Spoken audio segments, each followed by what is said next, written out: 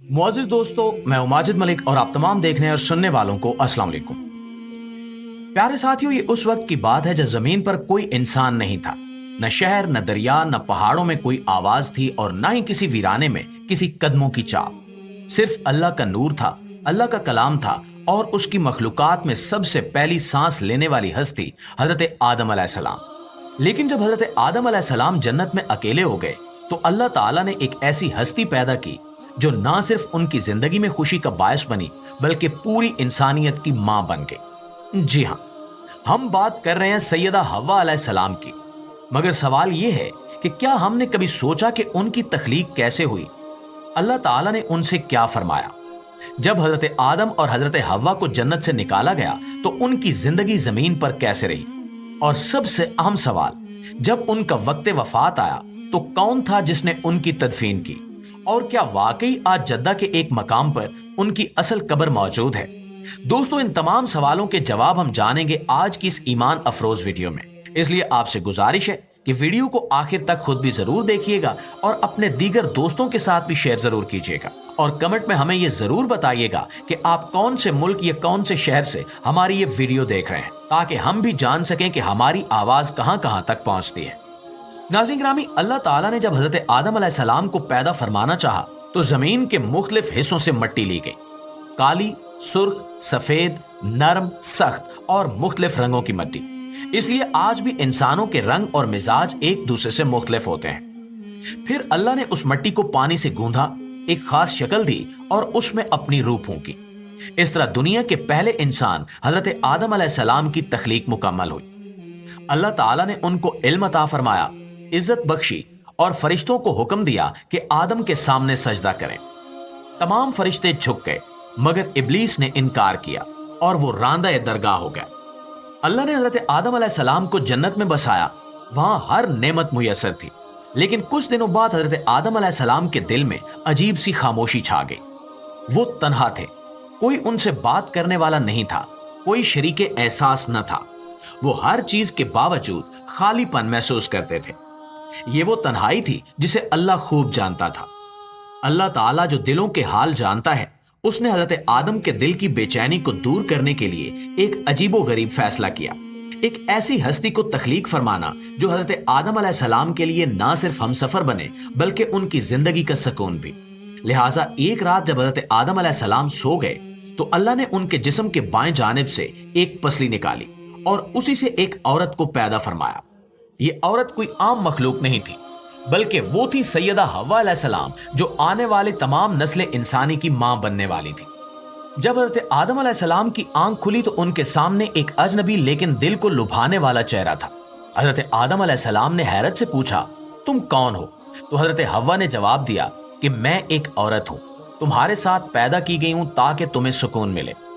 अल्लाह ताला ने कुरान में इस बात को इस तरह बयान फरमाया, ऐ लोगो, अपने रब से डरो जिसने तुम्हें एक जान से पैदा किया और उसी से उसका जोड़ा बनाया। नबी करीम सल्लल्लाहु अलैहि वसल्लम ने भी फरमाया कि औरत को पसली से पैदा किया गया है और सबसे ज्यादा टेढ़ा इसका ऊपर वाला ऐसा होता है। अगर तुम इसे सीधा करना चाहोगे तो तोड़ बैठोगे और अगर उसे वैसा ही रहने दोगे तो तुम इससे फायदा उठा सकोगे। इस हदीस से मुराद है कि औरत की फितरत नरमी और नजाकत है और हमें इनके साथ मोहब्बत, नरमी और हुस्न सलूक से पेश आना चाहिए।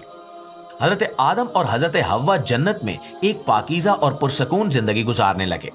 वहां कोई गम नहीं था, कोई दुख न था, सिर्फ नेमतें ही नेमतें थी। हर तरफ खूबसूरती, खुशबू, रोशनी और सुकून का माहौल था। अल्लाह ताला ने उन दोनों से फरमाया, ए आदम, तुम और तुम्हारी बीवी जन्नत में रहो, जहां से चाहो खुशी से खाओ। ये उनकी आजादी, सुकून और नेमतों का मुकम्मल दौर था। अल्लाह ने उनके लिए सब कुछ हलाल करार दिया, बस एक ही शर्त रखी, उस दरख्त के करीब मत जाना वरना तुम जालिमों में शुमार हो जाओगे। लेकिन शैतान, जो पहले ही हजरत आदम से हसद करता था और जन्नत से निकाला जा चुका था, उसने इंतकाम का इरादा किया। उसने वसवसा डाला कि यह दरख्त कोई आम दरख्त नहीं है, बल्कि यह शजरे खल्द है, यानी अगर तुमने इसमें से खा लिया तो तुम हमेशा के लिए जन्नत में रहोगे, तुम्हें मौत नहीं आएगी और तुम फरिश्तों जैसे हो जाओगे। शैतान ने अल्लाह की कसम खाकर उन दोनों को यकीन दिलाया कि वो इनका खैर खा है। حضرت آدم اور حوا جو اس وقت دھوکے کو نہیں جانتے تھے شیطان کی چال میں آ گئے اور اس درخت کا پھل کھا لیا۔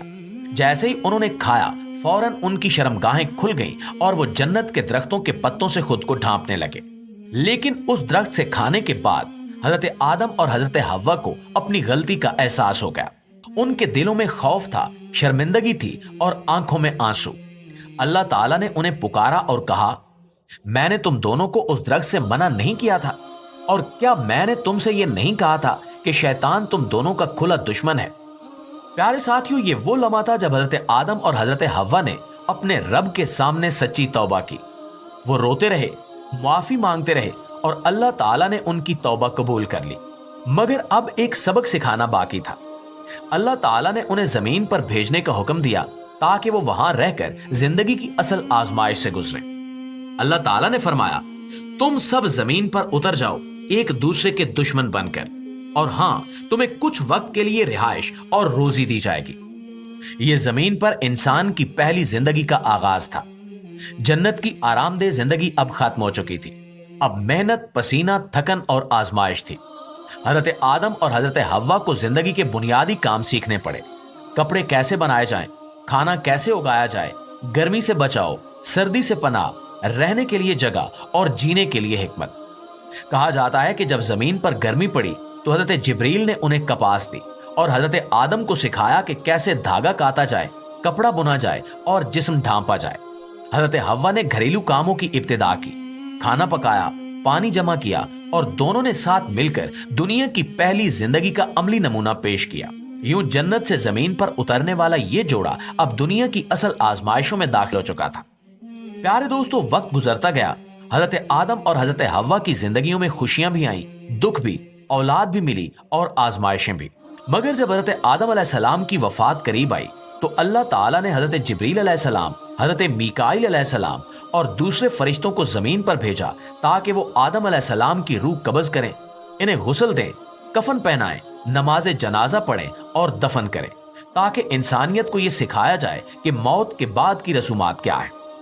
حضرت جبریل علیہ السلام نے آدم علیہ السلام کو غسل دیا، پھر جنت کا کفن پہنایا اور ان پر سب فرشتوں نے نماز پڑھی۔ حضرت شیس جو ان کے بیٹے تھے ان کی تدفین کے ذمہ دار بنے۔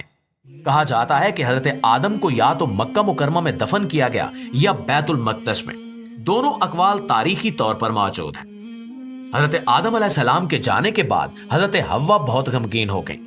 وہ دن رات اپنے شوہر کو یاد کرتی، ان کی جدائی کا صدمہ ان پر بہت گہرا تھا۔ 1 سال بعد اللہ تعالیٰ نے حضرت حوا کو بھی اپنے پاس بلا لیا اور کہا جاتا ہے کہ انہیں حضرت آدم علیہ السلام کے پہلو میں دفن کیا گیا۔ بعض روایات کے مطابق ان کی تدفین بھی حضرت شیس علیہ السلام نے کی۔ کئی مورخین، سیاحوں اور مقامی لوگوں کا ماننا ہے کہ سیدہ حوا کی قبر سعودی عرب کے شہر جدہ میں موجود ہے۔ وہاں ایک مقام ہے جسے آج بھی قبر حوا کہا جاتا ہے۔ جی تو پیارے دوستو، یہ تھی ہماری آج کی ویڈیو۔ اس حوالے سے آپ دوستوں کی رائے کیا کہتی ہے کمنٹ سیکشن میں ہمیں ضرور بتائیے گا۔ انشاءاللہ آپ کی خدمت میں حاضر ہوتے ہیں ایک نئی ویڈیو کے ساتھ۔ تب تک اپنا، آس پاس کے لوگوں کا ڈھیر سارا خیال رکھیے گا۔ اللہ نگہبان۔